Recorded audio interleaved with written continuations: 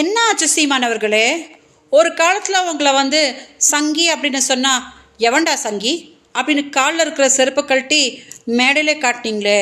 இன்றைக்கி என்ன அதே மேடையில் நீங்கள் அண்ணாமலை அவர்களை புகழ, அண்ணாமலை அவர்கள் உங்களை புகழ, எங்கள் மம்மி பாட, எங்கள் டேடி பாடன்ற மாதிரி பயங்கர பர்ஃபார்மன்ஸாக இருந்துச்சு. என்ன ஆச்சு? இந்த கேஸில் எப்படி தப்பிக்கிறது அப்படின்னு தெரியலையோ? 2011 அம்மா ஜெயலலிதா காலில் விழுந்து இல்லை மலர்ந்தால் ஈழ மலரும் அப்படின்னு ஒரு ட்ராமா போட்டுட்டு தப்பிச்சிட்டிங்க. இப்போ என்ன பண்ணுறது அப்படின்னு தெரியலையோ? அதுக்கு தான் இந்த புது நாடகமா? வேண்டாம் சீமான், அதெல்லாம் பண்ணாதீங்க. ஓகே, உங்கள் சொந்த பிரச்சனைக்கு போய் நீங்கள் இந்த மாதிரி கேவலப்பிடிச்ச வேலையெல்லாம் பண்ணால் மக்கள் செருப்பு கழட்டி அடிச்சிடுவாங்க.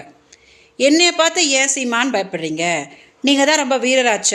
நீங்கள் தானே சொன்னீங்க அவங்கள நேருக்கு நேர் உட்கார வைங்க, நான் சால்வ் பண்ணிடுறேன் அப்படின்னு சொன்னீங்களே.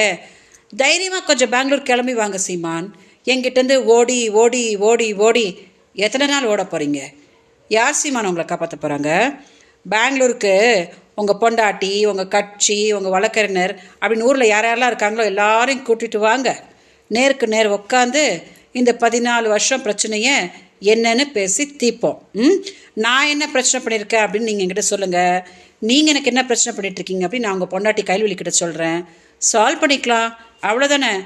அதை விட்டுட்டு போய் பாரதிய ஜனதா காலில் விழுந்தேன், அஇஅதிமுக காலில் விழுந்தேன் அப்படின்னு கேவலை பிடிச்ச வேலையை பண்ணிகிட்ருக்கீங்களே. இது உங்களுக்கு அசிங்கமாக இல்லை? ஒருவேளை பெங்களூர் வர்றதுக்கு உங்களுக்கு தைரியம் இல்லை அப்படின்னா அங்கேயே ஒரு நிகழ்ச்சி அரேஞ்ச் பண்ணுங்கள் சீமான். நான் வரேன், உட்காந்து என்னென்னு சால்வ் பண்ணிக்கலாம், அவ்வளோதானே. ஸோ தயவு செஞ்சு மீடியா இந்த வீடியோ டெலிகாஸ்ட் பண்ணுங்கள். சீமான், அண்ணாமலை கூட உட்காந்து ஒரே மேடையில் வீரவசனம் பேசுகிறதுலாம் பெரிய விஷயம் கிடையாது.